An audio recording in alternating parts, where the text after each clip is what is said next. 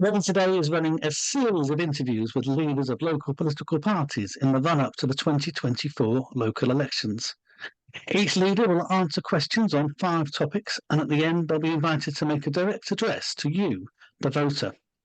While the leaders have been given advance warning of the topics that we will cover, they have not been given the questions in advance. Reading today is also creating ward pages on its website, giving you a chance to meet the candidates standing in each ward. For this interview, I'm joined by Rob White, who is the leader of Reading Green Party and also the leader of the main opposition on Reading Borough Council. Thanks for joining us today, Rob. Hi, Phil. Now, the first question is related to council budgets and financing. Are you happy that council tax has risen by 4.99%, the maximum allowed this year? And if you're not happy with that, what would you do differently? Yeah, I think that's a really topical question, Phil. No, I'm not happy that council tax has risen by so much and that it's happened so many times in a row.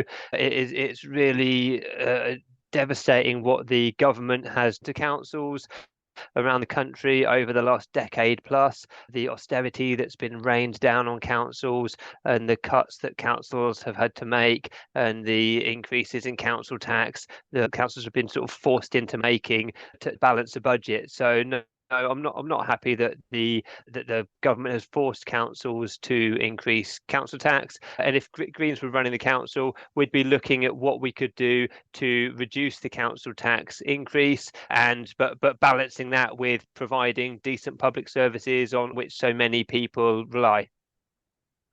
Now, one of your key commitments in your manifesto is to encourage the council to spend its budget locally. How do you see that playing out? What difference would that make? We think the council's got a massive procurement budget that it uses to buy all sorts of things. We would like to see the council, first of all, zeroing in on how much of the budget is currently spent locally, which last time we asked about this, they didn't have an exact figure. It's round about the 50% mark, we were told. We'd like to see the council get a handle on how much of the budget is spent locally, and we'd like to then see the council looking at what it can be doing to be buying services and products from local businesses as a way to support local businesses, to create jobs locally and to boost the local economy. We think that could make a real difference for Reading residents, and yeah, the council would be getting really decent products and decent services. The main problem that Reading Borough Council has had over the past few years has been sorting out its accounts, making sure they've been sorted out on time. Now, unfortunately, local authorities across the country are having auditing problems, and this has particularly happened in Wokingham. Back in March, they announced that EY had pulled out of auditing its accounts. So really, there is a national issue, but it's also affecting Reading too. Does that frustrate you? It is really frustrating to see the problems that Labour-run Reading Council has been having with its accounts over in recent years.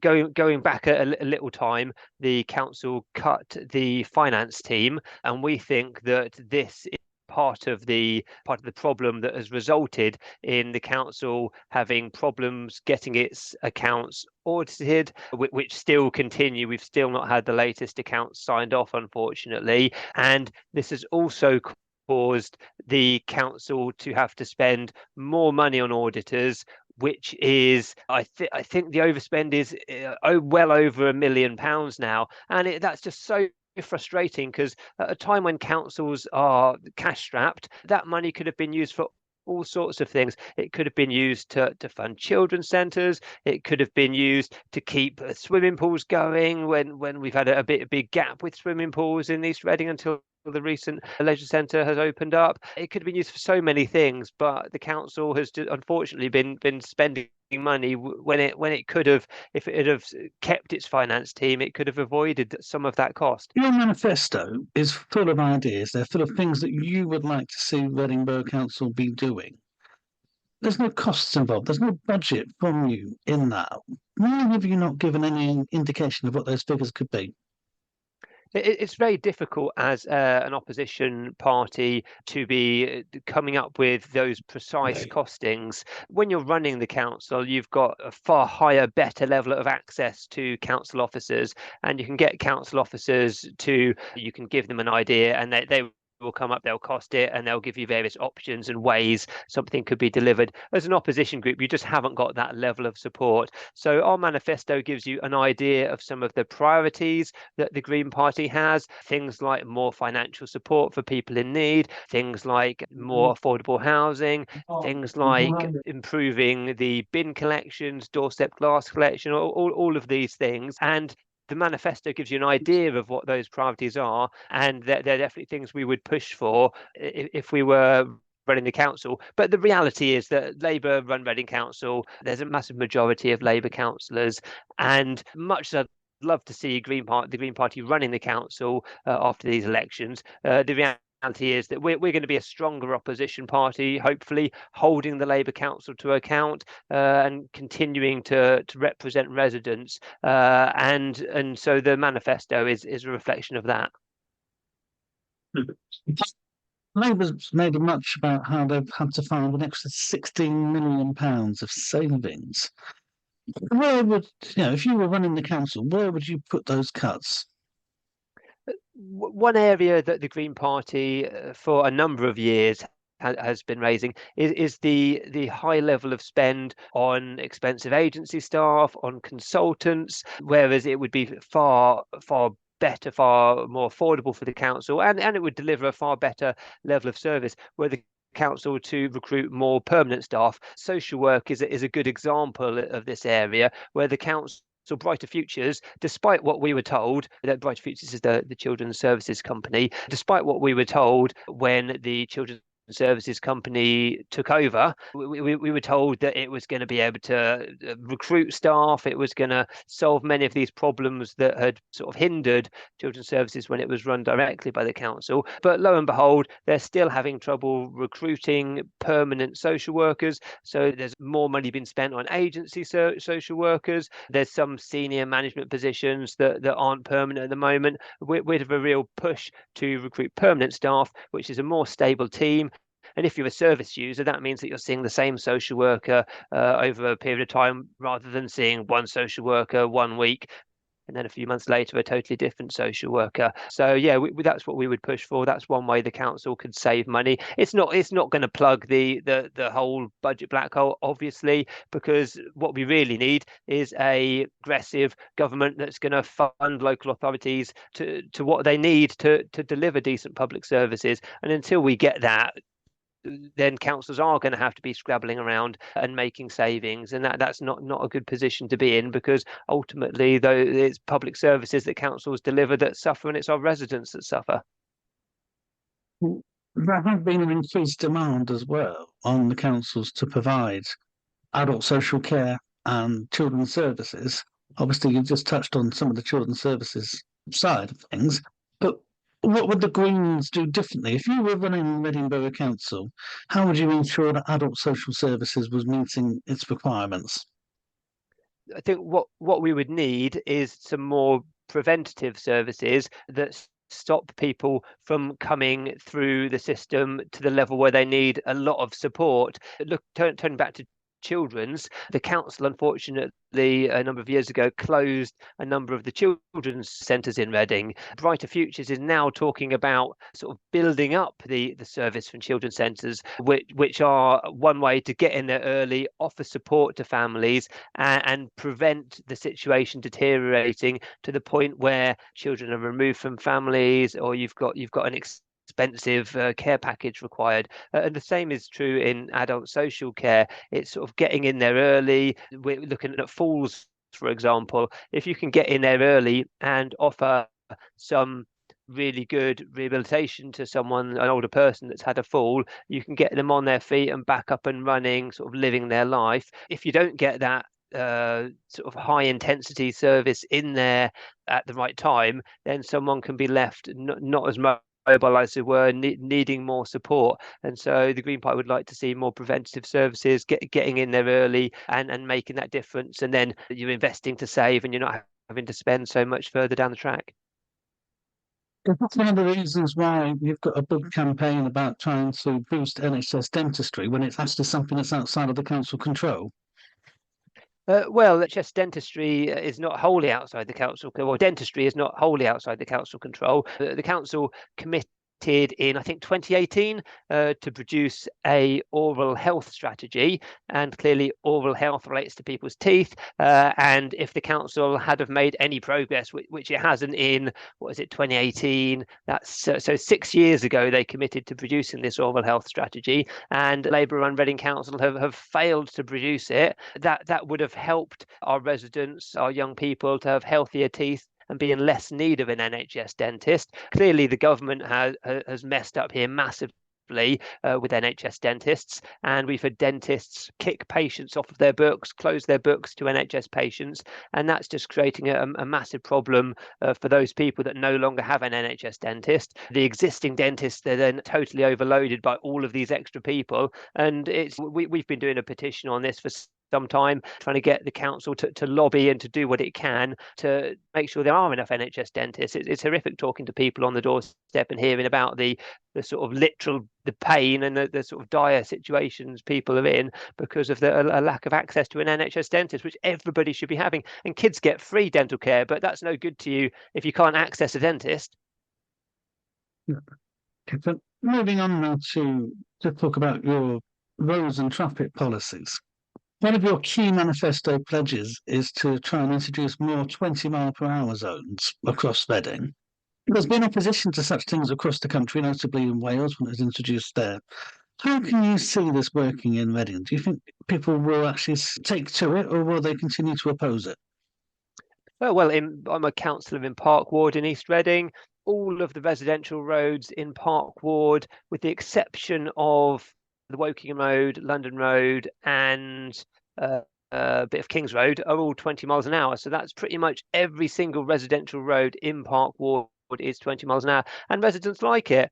You get cars travelling at a more appropriate speed for the area. It's then safer for young people to be out and about. It's safer if you're out and about cycling. It's not holding up residents in any meaningful way on the little residential roads. So yeah, there's been no opposition to us having 20 miles an hour all across Park Ward, and residents in other bits of the town would like to see this as well. But Labour has been introducing these 20 miles an hour in a very sort of patchwork fashion. We think they should bite the bullet and introduce it in all residential areas, and that also gets rid of the problem where you don't know where you are in Reading. You're driving around, you're in a 20, then you're in a 30, then you're in a 40, then you're down to a 20. If it was consistent, then people would know far better where they were with the speed limit, because if it was a road with houses on, it would be 20 miles an hour. There's also a very strong argument, I think, for a targeted 20 miles an hour section of road outside Reading College on Kings Road. Kings Road has a horrendous accident record, as you all know, having covered many of the deaths and serious injuries on Kings Road. Reading Labour have failed to engage with this issue at all, and you've literally got people dying and being seriously injured, not one a year, but there's a good number, or a high number of accidents happening on Kings Road, and we think action is needed in a targeted 20 miles an hour section like we have on the Wokingham Road outside Alfred Sutton School is required. We haven't had any sort of opposition to that in Park Ward, and I think the same would be true across the town, although some people would say it would be lovely to travel at 20 miles an hour on some of the roads in Reading, because you're sort of crawling at 2 miles an hour in the serious congestion, which has got a lot worse under the Labour Council. That's the next thing that I was going to ask, actually. Your manifesto says congestion in Reading has been worsening. Why do you think that is, and what can be done about it? I think congestion is worsening in Reading because Reading Labour have failed to get to grips with it, to be perfectly honest. That they've been messing around trying to build a road by the Thames, which Tony Page, I think, still would like to see. He's standing down as a councillor this year, so maybe there'll be a change of mood. But if Reading Labour hadn't have been fiddling around with trying to build a road by the Thames, that they could have taken measures to cut the traffic that's using the town as a shortcut. It's not starting in the town, it's not ending in the town, it's shortcutting through the town. They could have taken measures to tackle this traffic. They could have invested properly in sort of walking, cycling, public transport, and those measures that entice people out of the cars. They could put in better electric charging points for cars to get rid of some of the pollution in the town, which is another problem that's been getting worse under Labour, unfortunately. The vehicle charging, let's just pick up on that because obviously a lot of the houses in Reading, they're Victorian terraces, they don't have driveways. So how can we build up a network of electric charging points when there's nowhere to actually just plug your car in? That is a challenge that Reading has. The council has already done so. Well, we've been lobbying hard on that, and the council has taken some action, like converting some of our lampposts in the town to electric charging points. It can be done most easily when the lamppost is on the curb side of the road, but it can also be done through the introduction of a bollard attached to the lamppost on the curb side when it isn't. There's another system where a channel can be dug through the pavement, so you can have your charging cable coming out of your house through the channel in the pavement and then charging your car. It's not as easy as if you had a driveway and could park your car in the driveway and charge it there, but there are solutions to these problems. What's lacking is the will. We have more recently seen some funding from the government, which is much appreciated, but the council could have been taking action on this years ago, and we're now playing catch up, unfortunately. We talk about the council's ambitions to increase cycling as being too low. What do you mean by that? What would you like to see happening to improve cycling across Reading? That comment refers to the target in the council's transport strategy, which we think isn't ambitious. It's not far away from where cycling was in the town a few years ago, and I can't remember if the strategy runs up to 2030 or 2040. I think it's 2040, and 2040 is a long way away. So to have a sort of a paltry target, we don't think that's ambitious enough. We think Reading is a very compact town. Cycling should be one of the sort of ways that a lot of people get around town because it's healthy, it's sustainable, it's a lot quicker often than driving. But we'd like to see decent infrastructure going in, a decent joined up cycle network. Unfortunately, we've had schemes like Sidmouth Street, which for if there's any of your viewers and readers that aren't aware of the Sidmouth Street cycle lane, it's got to be the biggest waste of cycling infrastructure money that there's ever been. It's a cycle lane that's joined up at one end, not at the other end. You hardly ever see anyone using it, and it's cost tens of thousands of pounds so far. It's going to cost another £300,000 to just do the designs to connect it up at the other end, let alone the probably another £300,000 to do the work. And it's duplicating a bit of infrastructure which there already is, which is decent and well used, and that's the Watlington Street link, which connects up the same roads, and it's already connected up with one of the few bits of curb separated cycle lane down onto the Kennet that there is in the town. It's decent infrastructure like this that needs to be going in, not creating cycle lanes to nowhere, or dumping cyclists onto very narrow pavements with pedestrians as the council's done elsewhere in the town. One of the ambitions of Reading Labour is to increase the amount of bus lanes across the town, part of the £26.3 million it's received from the government to boost active travel and public transport. You must surely welcome that. Yeah, definitely. The Green Party is in favour of public transport. We'd like to see more people taking the bus. We'd like to see the buses a bit cheaper. But yeah, I live on the 17. It's very regular. You can just turn up and there'll be one in a few minutes. So yeah, we definitely support public transport. We have, however, had some criticisms of the proposed bus lane that is going to run from the borough boundary to Cemetery Junction, because the council's own modelling, which they hid from us unfortunately for some time, does show that it's going to double the queuing coming into the town. So we asked the council to pause this scheme and move it to the back of there's 6 or so schemes that are being sort of progressed at the moment. We asked for it to be moved to the back of the queue, so this could be looked at further and measures could be brought in to tackle some of those problems. Disappointingly, Labour said no to this and they're just going to plough ahead. I'd note, however, that this scheme, the section of bus lane, isn't going live until after the local elections. Read into that what you will, but I would predict that it's going to be pretty chaotic on London Road for some time after this bus lane is introduced. So yeah, I'm disappointed that Labour didn't listen and didn't even engage with going back to the drawing board to see what could be done to improve this section of bus lane. So moving on now to housing, the constant building of luxury flats across Reading. There's lots of flats that are going up or going into the planning system. Does it frustrate you that we just seem to be getting nothing but flats right now? Yeah, it is frustrating. It's also frustrating that the number of affordable flats that are being built is very low. The policy is 30% of a development should be affordable housing. That's rarely achieved, unfortunately, and that's ignoring the fact that this affordable housing isn't particularly affordable for many people on low incomes. It's nowhere near as affordable as social housing, as council housing.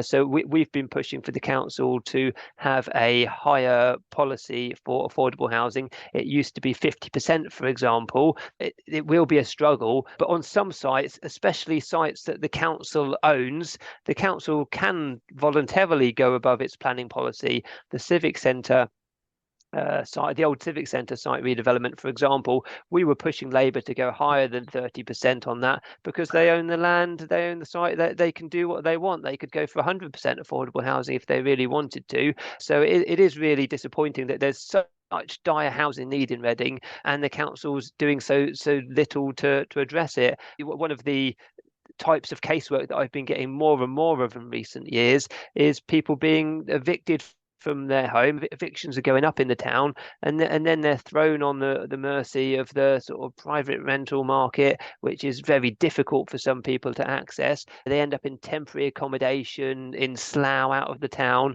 Eventually, hopefully, they make it back into the town. I'm thinking of one of my cases at the moment, and they're still probably something like a year later, still in temporary accommodation. The council's not been able to get them housed, and yeah, it's really frustrating that there's more the council could be doing to tackle this problem. But yeah, we've just got more and more luxury houses, luxury flats going up, and it's not addressing the real need we've got in Reading. Not to mention I guess with the civic centre site again, with Lavender Gardens, it's a lovely resource for that local town centre area to have allotments that people can use. It could be using a green space, and we're going to lose that as part of that development. There was a hope at one point that a roof garden would go in to any development on the site to make up for that loss of green space, but disappointingly the council hasn't wanted to progress that either. So we're sort of losing green space, we're getting more luxury flats, we're not getting the affordable housing that we need.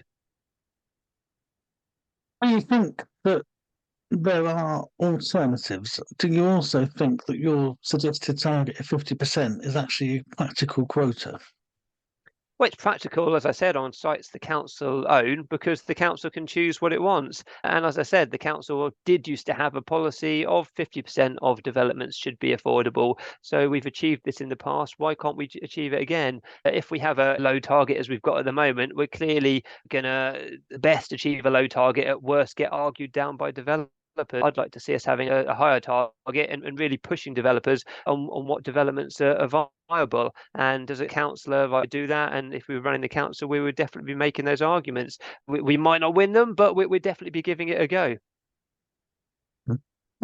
Also, last month, the council announced a consultation into its Homes for Reading scheme. They want to close it down and they want to effectively evict any Homes for Reading tenant that they have.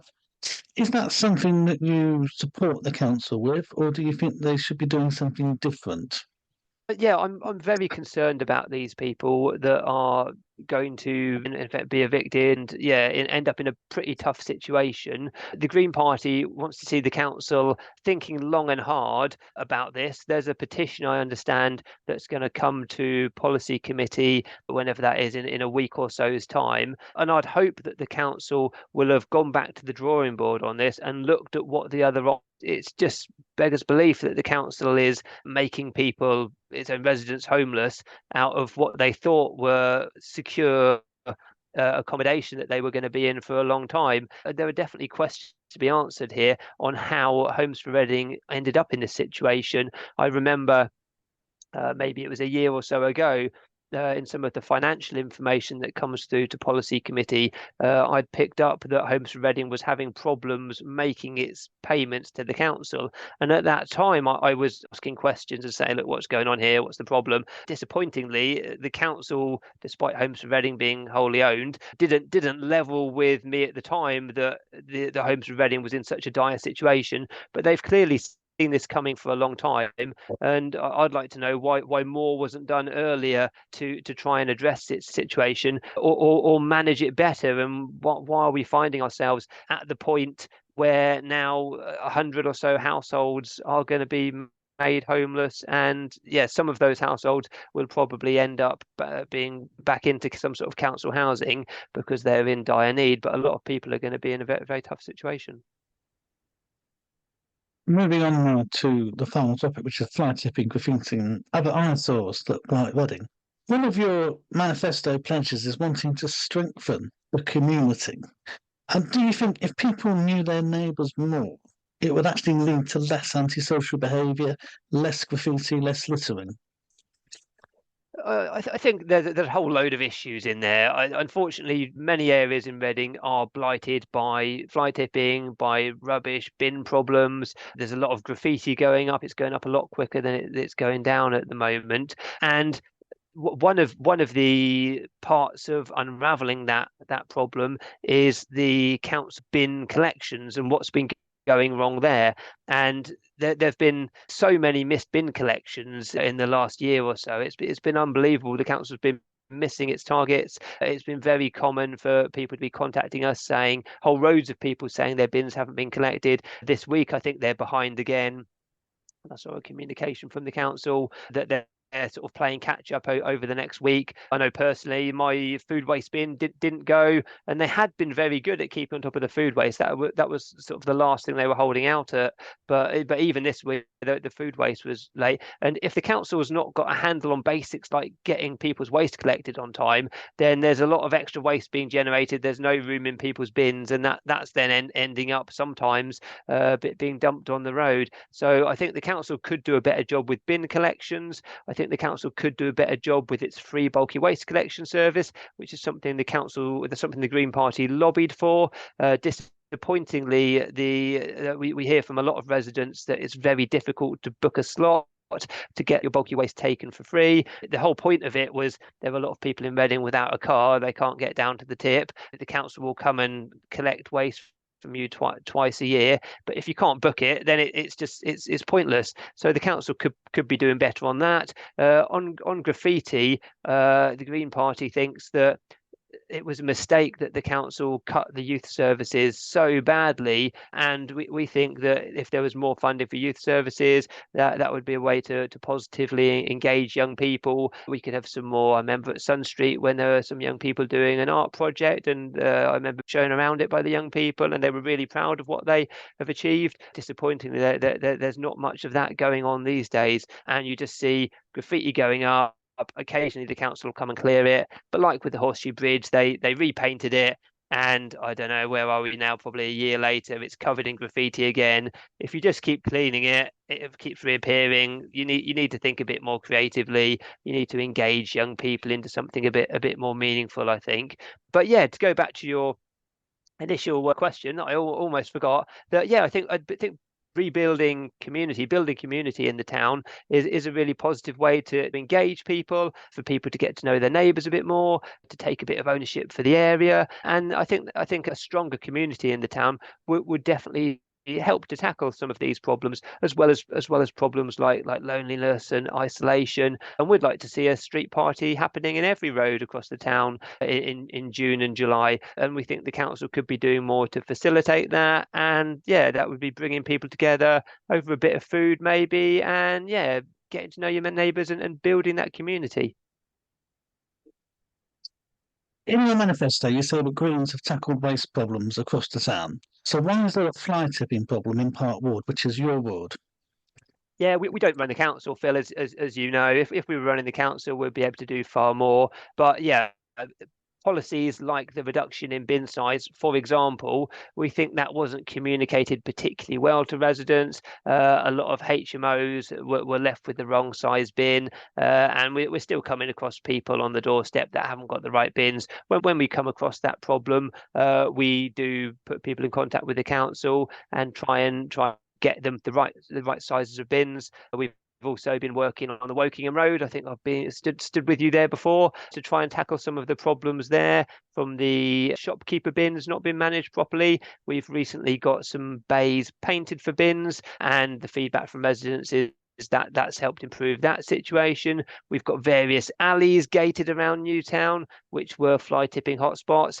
We've been doing what we can as ward councillors, but we don't run the council, unfortunately, and it's the party that runs the council that is going to be setting the stage for what happens around the town, and that's Labour. So if as a resident you're fed up with potholes, you're fed up with fly tipping, you don't like the fact we've got polluted air, you don't like the fact we're not getting enough affordable housing built, you don't like the fact that carbon emission reductions are stalling, you don't like the fact that our green spaces are being chipped away at, you've got to ask yourself who's been running the town for the last, I don't know how many decades, apart from 1 year when the Conservatives and the Lib Dems ran the council. It's Labour that's running the town. So surely the responsibility for these problems has to rest at Labour's doorstep. And if they've not been able to solve these problems in the last multiple decades they've been running the council, why has anyone got any faith that they're going to be able to solve them now?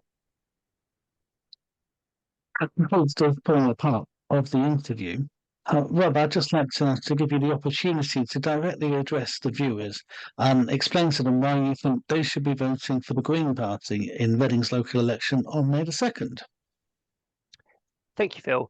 So Green councillors and candidates have been working hard all year round, making a difference in Reading. Now, our vision is for a fairer, greener and cleaner town. Unfortunately, under Labour, we've had problems with potholes, rubbish, graffiti, all get worse. Carbon reductions have been flatlining under Labour. They've not been moving in the right direction. We don't have enough affordable housing. There are many wards in the town where the Green Party stands a really good chance of electing a councillor. And in Redlands ward, for example, we've got 2 out of the 3 councillors. Dave McElroy stands a really good chance of being re-elected, but things are going to be close. Labour run the council. They've got a massive majority. There's 32 Labour councillors versus 7 Green, 5 Conservative and 3 Lib Dem. If the Green Party had a few more councillors, we could hold Labour to account more effectively as the main opposition party in Reading. But one more Labour councillor will make no difference at all. But yeah, a Green will make a difference. It will mean that stronger opposition.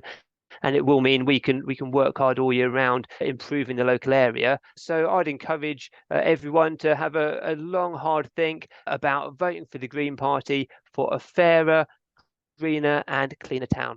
Thank you very much.